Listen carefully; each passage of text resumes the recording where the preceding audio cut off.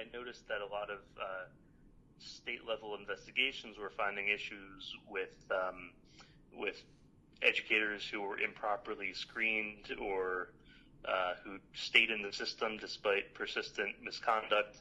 And the idea was to gather records from all 50 states and compare licensure and discipline data and see if there was a broader national issue with teachers moving from state to state after they were disciplined for misconduct.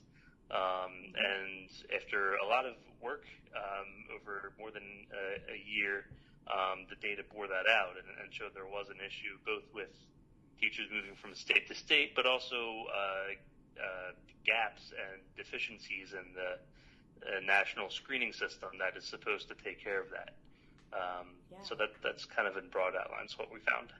Interesting, yeah. So you said it took over a year of investigating when you were looking into it. Could you perhaps give us kind of a broad overall timeline of your journey in writing the actual story?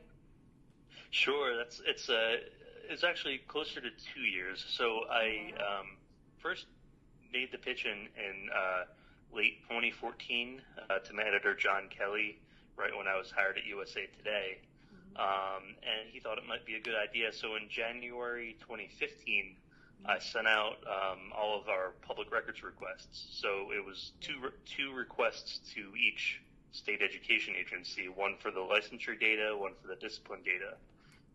And so that's 100 requests under state open records laws, and it took most of 2015 for me to chase down every agency and make sure they responded and that we got the data. And in some cases, I had to kind of pull the data from